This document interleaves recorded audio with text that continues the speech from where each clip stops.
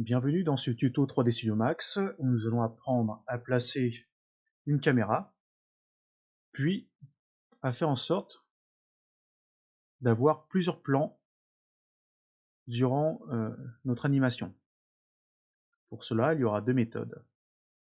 La première méthode consistera à effectuer une téléportation de la même et unique caméra. La deuxième méthode sera de placer plusieurs caméras, puis nous aurons une caméra principale qui viendra s'aligner sur ces différentes caméras.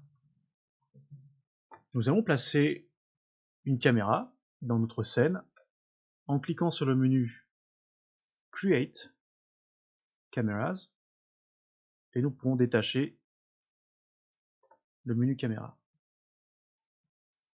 Nous observons qu'il y a trois types de caméras standard dans 3D Studio Max. Nous utiliserons la caméra Target et le principe sera le même pour les autres caméras. Je n'entre pas dans les détails de fonctionnement de toutes les caméras. Je clique sur Caméra Target, puis sur la grille de l'univers.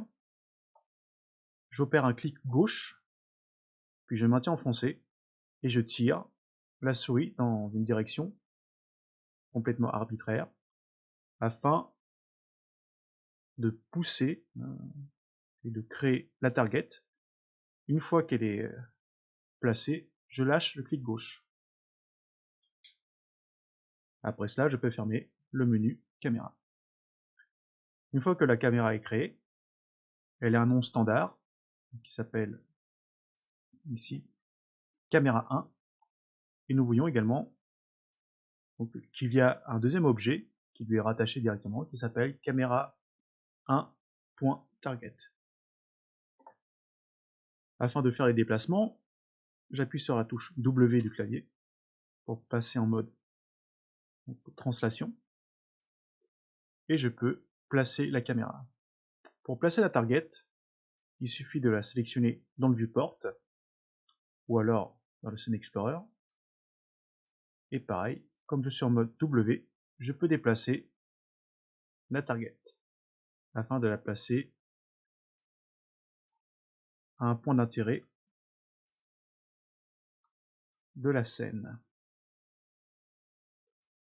Une fois que les éléments sont placés, ce qui va nous intéresser éventuellement, c'est de voir ce que voit la caméra.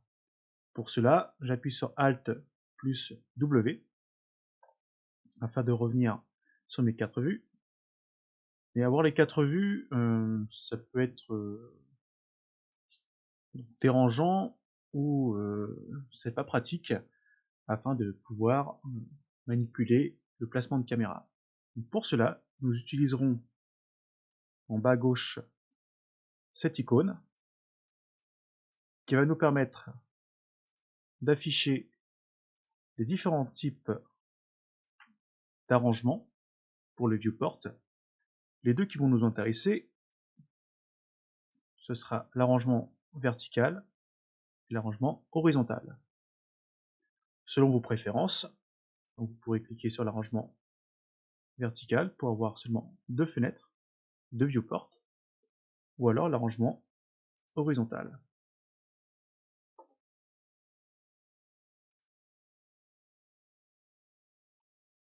Dans mon exemple, je vais partir sur deux arrangements donc de manière verticale, où je vais mettre la vue de perspective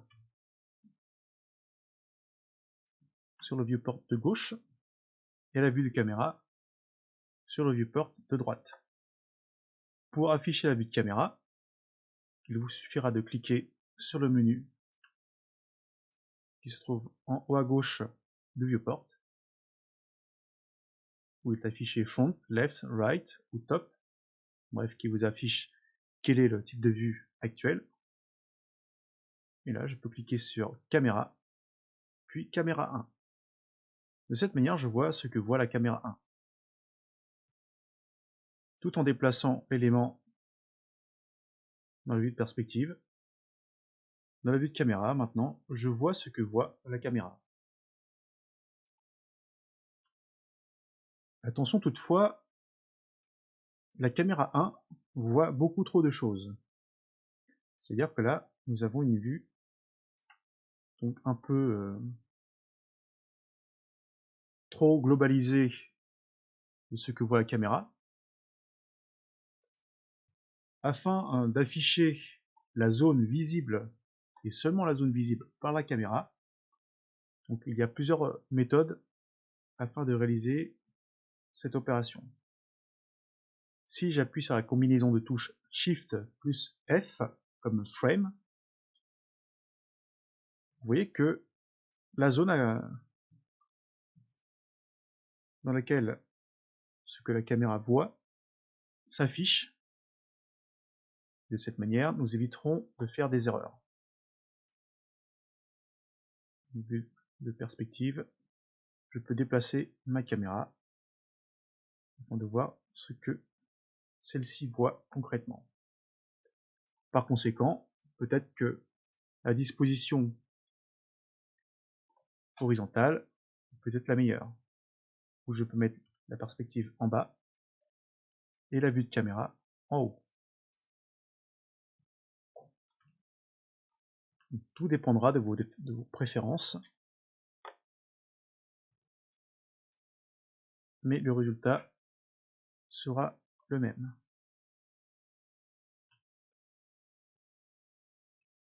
Cette méthode peut se retrouver également dans le menu de votre caméra, en cliquant directement sur le menu caméra, et vous aurez ici l'option Show Save Frames, avec le raccourci clavier associé Shift plus F. Une fois que vous avez appliqué le Show Save Frame, vous n'aurez plus de problème afin de savoir ce que voit la caméra.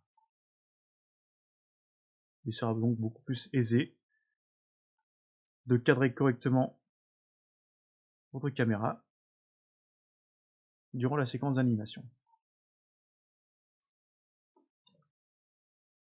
Nous allons déplacer la caméra sur la timeline. Afin de réaliser cela, comme c'est une animation, nous allons appuyer sur la touche N afin de passer en auto-key. Une fois que nous sommes en auto-key, les clés seront placées automatiquement, sauf la première. La première clé, c'est à vous de la placer. Donc je viens en frame 0,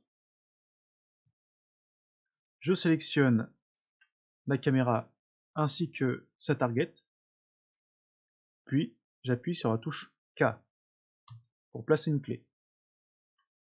Nous voyons donc ici une clé a été placée. Une fois que la clé est placée, je bouge dans la timeline, je regarde ce que voit la caméra, et dès que je veux faire donc, un changement de plan,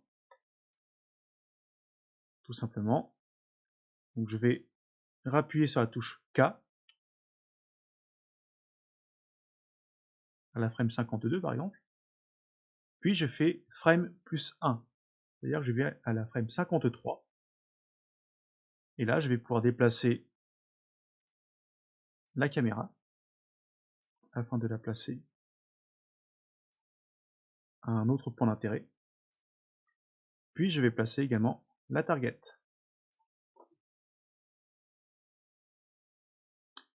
En faisant cela, si je reviens sur la frame 52, donc je m'aperçois que ma caméra est déjà placée avec mon cadrage précédent, et en frame 53,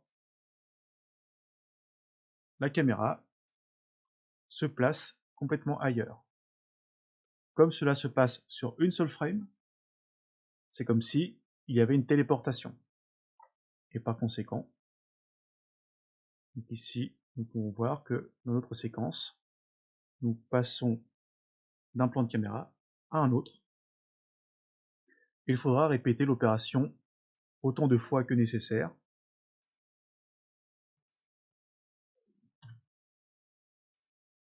Afin de changer les plans et d'obtenir le résultat souhaité.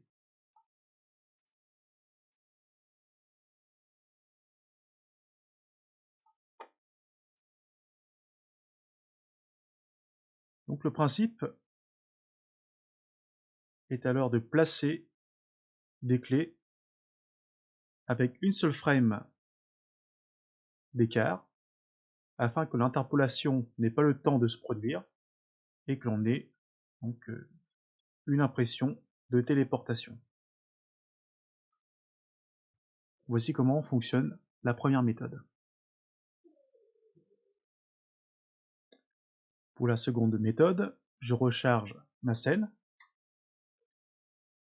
et je vais y placer plusieurs caméras.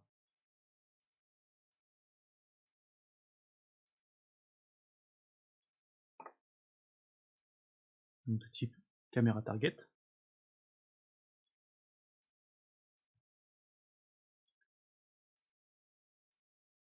L'idée avec la deuxième méthode, c'est de placer à l'avance les caméras avec les points d'intérêt de la scène. Et une fois que ces points d'intérêt sont bien placés, donc là, je vais remettre la perspective, si on veut caméra, avec le Save Frame.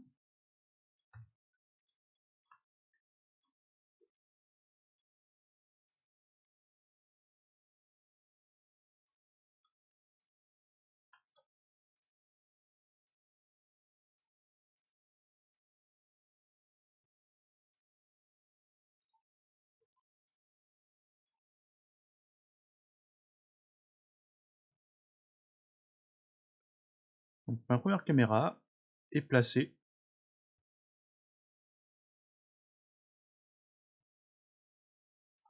je crée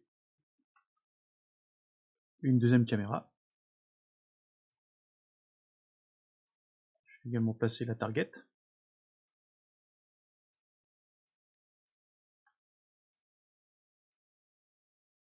Là, le principe sera de déplacer le curseur de la timeline afin de pouvoir se caler par rapport à un storyboard ou par rapport à une séquence bien définie. Donc par exemple, je dis que de la frame 0 à 40, mon plan de caméra sera sur la caméra 1. Et ensuite de 40 à je ne sais pas combien, ce sera sur la caméra 2. Donc là, l'idée, ça va être de passer sur la caméra 2 et de voir ce que voit la caméra 2. Donc en frame 40 et de replacer donc déjà la target ainsi que la caméra.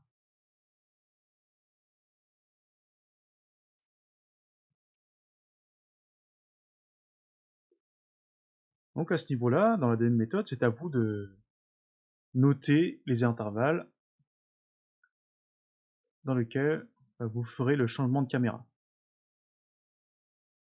Avec la première méthode, qui consiste à faire une téléportation, c'est direct, on sait ce que on veut au moment où on le veut, on fait une téléportation, c'est tout. Dans la deuxième méthode, on place d'abord les caméras, on laisse le nom des caméras tel quel pour l'instant, ne compliquez pas les choses. Et ensuite, selon les intervalles avec les plans, il faudra prendre des notes et voir de où jusqu'à où est-ce qu'on fait nos plans. Donc par exemple là, moi, dans mon exemple, la caméra 1, ce sera de la frame 0 à la frame 40, puisqu'après le poisson sort du champ.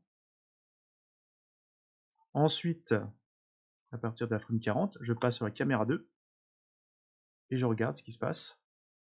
Donc là, ça pourrait aller de 40, ouais, 70. Ensuite, à 70, si je veux changer de caméra, je replace à nouveau une target caméra.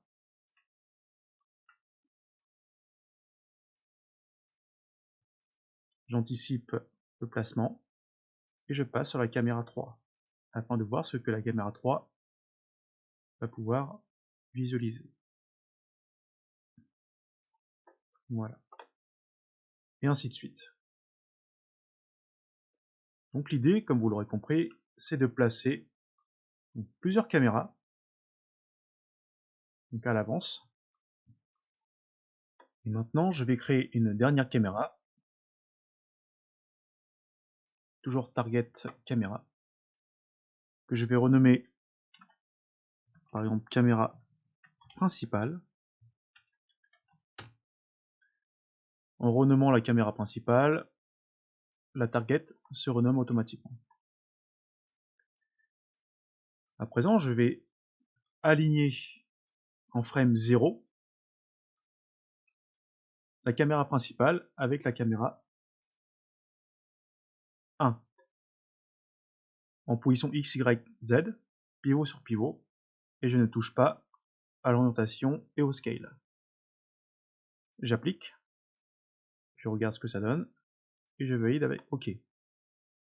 Je fais la même chose avec la target principale, que je vais aligner sur la target 1, donc en X, Y, Z, pivot sur pivot, de la même manière.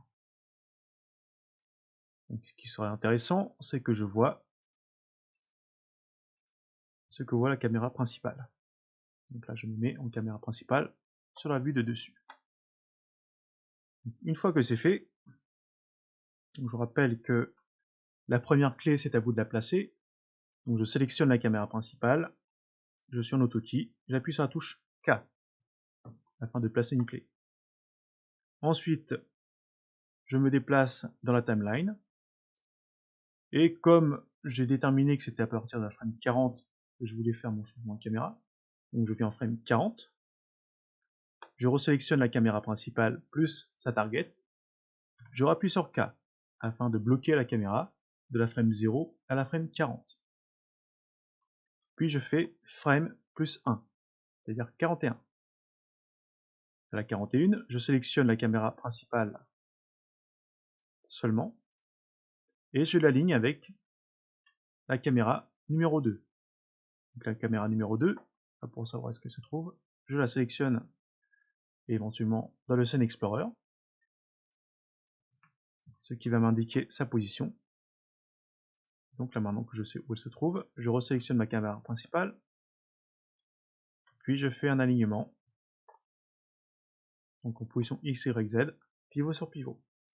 Je valide, et je fais également la même chose avec la target, que j'aligne avec la target de la caméra numéro 2.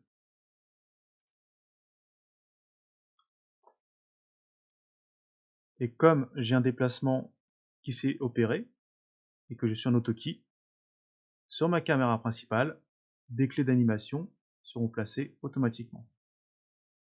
Donc là on peut voir que dans le viewport du dessus, j'ai un changement de plan qui se fait correctement comme je le souhaite. Puis pareil, après j'ai déterminé que c'était à partir de la frame 70 que je voulais passer à la caméra 3, donc je vais refaire la même opération. Je sélectionne la caméra principale et je l'aligne sur la caméra numéro 3. Un autre raccourci clavier pourra être utilisé au lieu d'utiliser Alt plus A, qui ouvre à chaque fois l'interface pour nous demander sur quels axes, sur quelle rotation, sur quel scale est-ce qu'on veut placer donc, nos éléments. On pourra utiliser la combinaison de touches Shift plus A, qui fait un Quick Align, donc là de la caméra principale sur la caméra numéro 3, et un Quick Align, donc avec la target principale sur la target de la caméra numéro 3. Donc ainsi, on opère un changement de caméra. Donc là, je m'aperçois que j'ai fait une petite erreur. Donc là, rien de grave.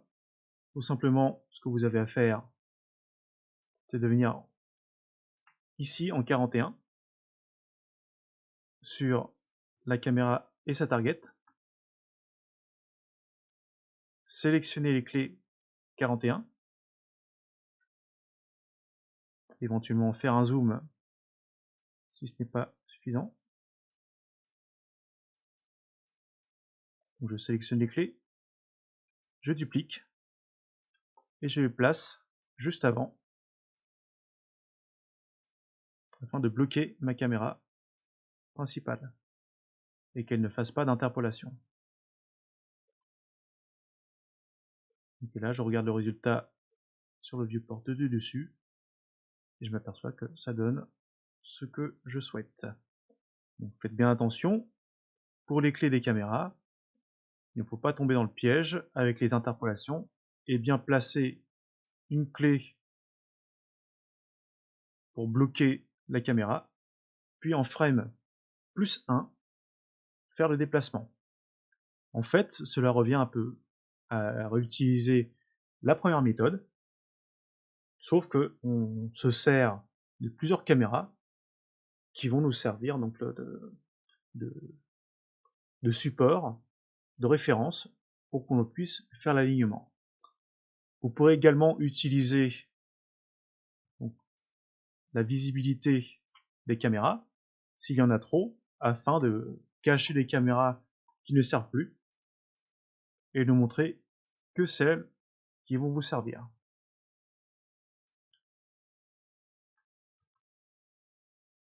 Avantages et inconvénients de ces deux méthodes.